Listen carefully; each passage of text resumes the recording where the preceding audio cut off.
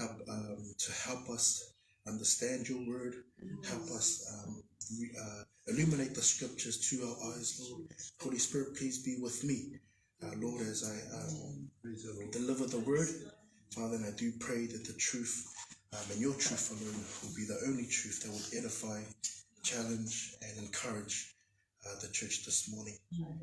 Father, and all things are done to glorify your name and your name alone. In Jesus' name I pray. Amen. Amen. Amen.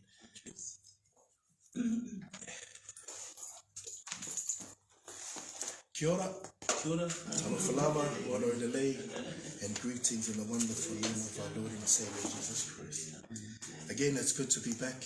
It's good to fellowship again this morning. And it's exciting because we're coming to the last two verses of our psalm. Yeah. Before we get into our psalm, which is Psalm 61, I'll just do a little history and a little recap of what we already covered within the verses. So the context of this psalm, Psalm 61, is unknown to us. We do know, however, that this is written by King David himself. The dates of this psalm, when it was written, again, is unknown, but we are given clues on what was happening at the time. Studies suggest that the psalmist, who was King David, was writing this psalm in a time he was fleeing Israel. So this could be in the time of King Absalom or King Saul, but the time of fleeing or who he was fleeing from is unclear. Whichever person he was fleeing from, we know that David is outside of Israel.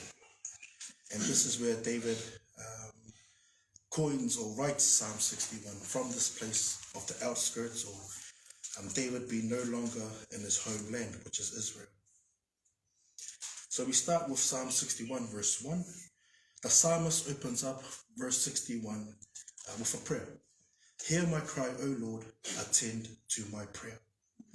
In verse 2, David continues with his prayer by saying, from the ends of the earth I will cry to you. Now we understood this to be King David being out on the outskirts of Israel. It carries on to say, when my heart is overwhelmed, lead me to the rock that is higher than I. Yeah. Studies suggest that during this time being distant from Israel, he feels himself distant from God.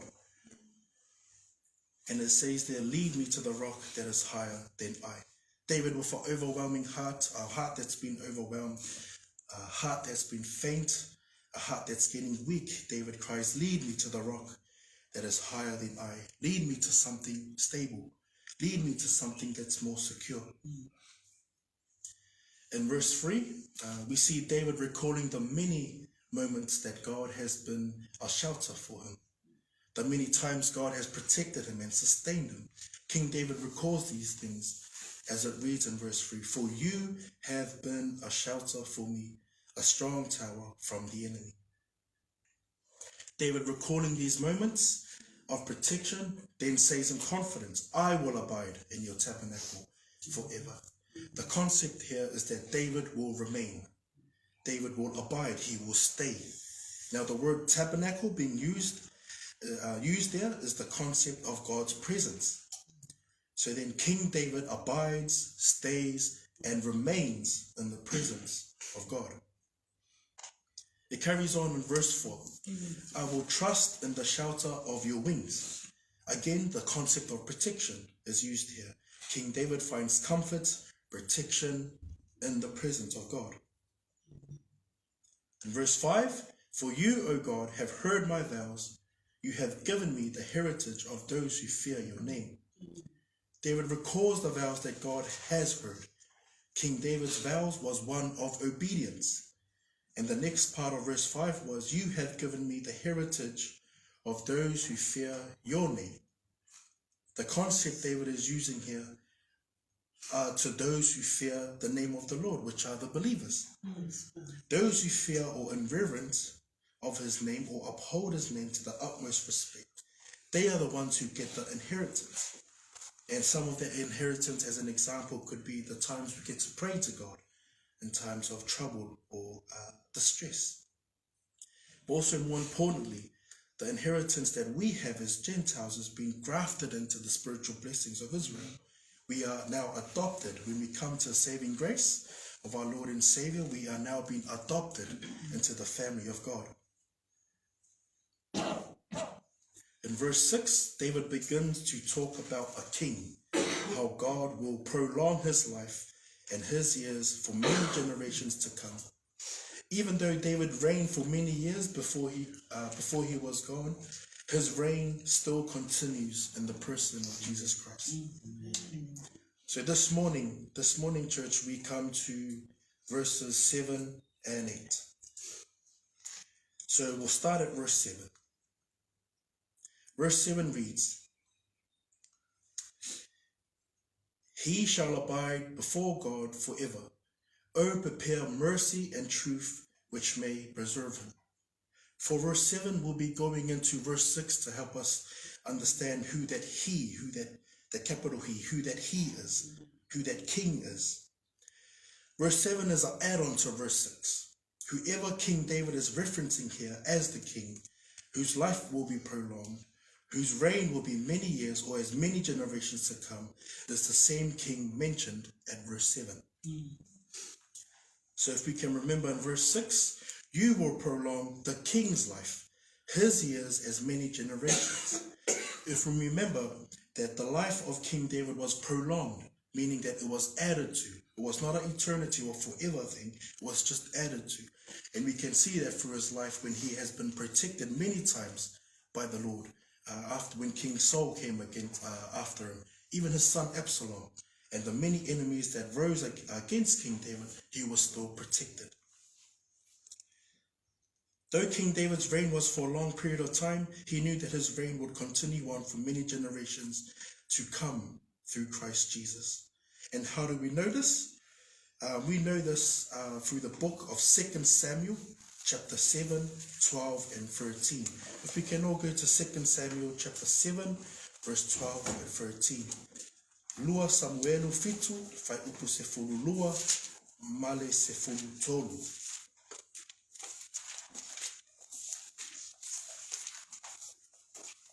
If I can have our Samoan family please read Lua Samuelu fitu fai upu se fulu lua, male se fulu tolu. 2 Samuel chapter 7, verse 12 and 13.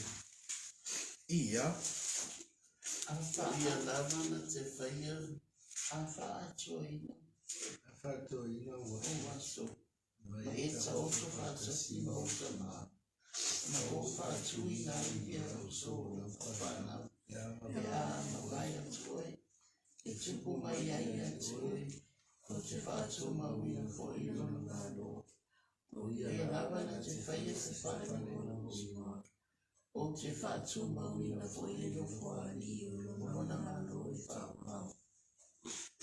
If I can have Brother Vaivai please read 2 Samuel chapter 7, verse 12 to 13. When your days are fulfilled and you rest with your fathers, I will set up your seed after you. Who will come from your body, and I will establish his kingdom. He shall build a house for my name, and I will establish the throne of his kingdom forever.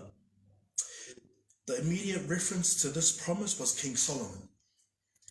As we know that David wanted to build a house for the Lord, but couldn't. But Solomon was to carry on and build the house for the Lord.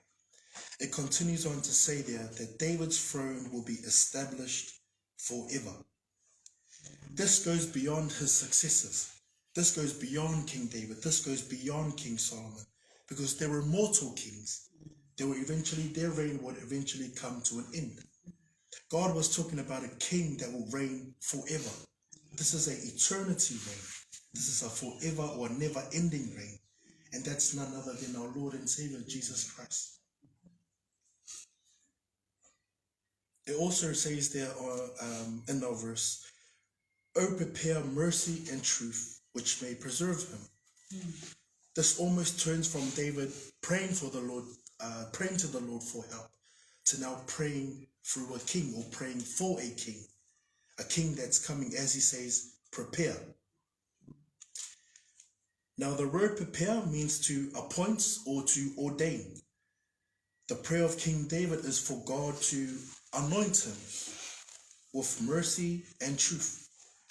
And this particular prayer is then answered in the New Testament. If we can go to Ioane mua mua fai upu se fulu ma le wha. Ioane mua mua fai upu se fulu ma le wha. First, John chapter 1 verse 14. If I can have Brother Fred please read John chapter 1 verse 13 in English. And then I'll ask our Samoan family to please read Ioane mua mua fai upu se fulu ma le wha. 14. And the Word became flesh and dwelt among us, and we beheld his glory, the glory as of the only begotten of the Father, full of grace and truth. Have our Samoan family please. Ia.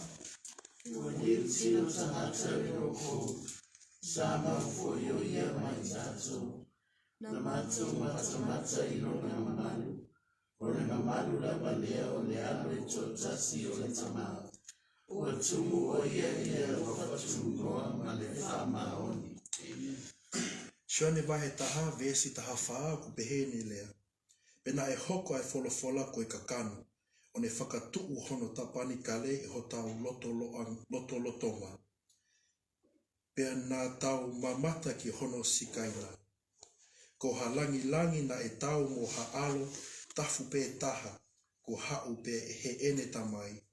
Ta oku ne fonu I he kelesi moe mo oni. And if we follow along in that chapter, we also see in verse 17. Sister Al, if I can have you please read verse 17. John chapter 1, verse 17. Verse 17, for the law was given through Moses, but grace and truth came through Jesus Christ. How faithful is our God, especially to the lineage of David, to promise him that God's kingdom will be established forever. And this happened by his son, Jesus Christ, coming through that lineage of King David. We also see in the book of Jeremiah 23, verse 5, where it reads, behold, the days are coming, declares the Lord, when I will rise up for David a branch of righteousness, and shall reign and prosper and execute judgment and righteousness in the earth. We also find in Luke chapter 1 verse 32. This is when Luke is giving an account of Jesus' birth. Luke chapter 1 verse 32 says this: he will be great, and he will be called Son of the Most High, and the Lord God will give him the throne of his father David. Again, our sovereign God, that even through the prophet Jeremiah, that God will reveal to him a coming Messiah, way before the Messiah even arrives onto the scene. We can even see there in the book of Luke, as he gives an account of the birth of Jesus Christ, that Jesus is the one who comes with mercy and truth, and he also comes through the lineage of King David. We finish off Psalm 61 with verse 8. So I will sing praise to your name forever, that I may daily perform my vows. Verse 8 wraps up the prayer of Psalm 61. We read through the Psalm of David. This is his prayer, his petition to God to answer or to listen to his prayer. David recalling and asking God to protect him, or recalling the moments God has been faithful in his life. And also his vow of obedience to the Lord, as the Lord teaches him truth that he will obey. Psalm 86 verses 11 and 12. David says in verse 8, while I am here, I will sing praises to your name. And then he adds on, forever. This forever means a continuing future. I will continue to sing praises to your name forever. The word I sing praises means to make music. And how fitting that this psalm is a musical psalm, written and played on the string instrument by King David. David will continue to be obedient. Another way that David praises God is by performing his daily vows, day by day. David will continue to be obedient as the Lord teaches him truth, and he will obey those truths that come along with it. And again, this is found in Psalms 86, verse 11 and 12. A way of encouragement or application for us this morning. As David praises God, for he knows that someone from his line will be the righteous branch. He held on to this promise, even though he didn't see it himself. Yet he believed and he held on to the promise that the prophet Nathan gave to him as he was moved by the Holy Spirit. We too can also hold on to a promise that is God-inspired, God-breathed through the holy, infallible Word of God, which is the return of our Lord and Savior, Jesus Christ. Revelation chapter 1, verse 7. Behold, he is coming with the clouds, and every eye will see him, even they who pierced him, and all the tribes of the earth will mourn because of him, even so. Amen. Amen. The question is then, how can we prepare ourselves for the second coming? How can we prepare ourselves for this promise to come? One of those ways we can find is in 1 Thessalonians chapter 5, verses 2 and 6. If I can have, Hun, if you can please read 1 Thessalonians chapter 5, verses 2 and 6. And if I can ask Brother Oli, please read Mua Thessalonia, Lima Fai Lua Maleone. 1 Thessalonians 5, verse 2 and 6. For you yourselves know full well that the day of the Lord will come just like a thief in the night. So then let us not sleep as others do, but let us be alert and sober. Brother Oli, if you have the passage of 1 Thessalonians chapter 5, verses 2 and 6, please. Yeah.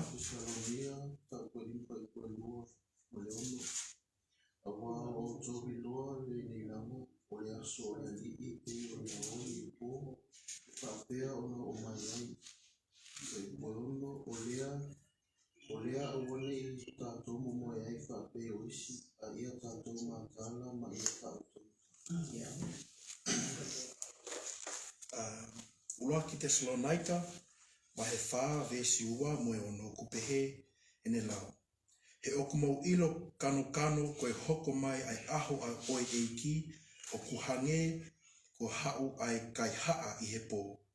Vesi ono, oua, pea ke oua te tā mohe o hange koe ka kai kehe, ka ta āpe o whakawhe ehi me he kona. There's a couple of things here that we can do as believers. One is do not sleep. Now this term do not sleep, I'm not asking you to stay up 24/7. The term do not sleep is do not fall into sloth, do not fall into laziness, do not fall into sin. So one, do not sleep. Two, let us be watchful, give attention, take heed, be active in the things of the Lord. And three, be sober, to be calm and collected in the Spirit, because everything that will happen is written in the holy word of God. So let us not fear. Let us all be encouraged to continue to run this race of faith by fixing our eyes on the Lord, holding on to the promise of his second coming. I will end this time of fellowship with prayer. Then I'll hand it over to Pastor Vai who will lead us in a time of worship. Let us pray. Lord, you are faithful. Yes. Lord, you are good. Lord, you are graceful. You are gracious over our lives. Father, we thank you for your truth that's been shared today. Father, we thank you, Lord, and I pray that the truth that was shared, Father, let it find itself in good soil. Let it edify, let it encourage the believers today, Lord. And Father, anything that I've said that's not of truth, Father, let it fall on deaf ears, Father. We pray for your truth and your truth alone to sustain edify, encourage the church this morning. So we thank you, Lord, once again. We ask for your guidance over us as we continue to labor and toil as a church in the things of the Lord. In all things, Father, we give you glory and honor. In Jesus' name we pray. Amen.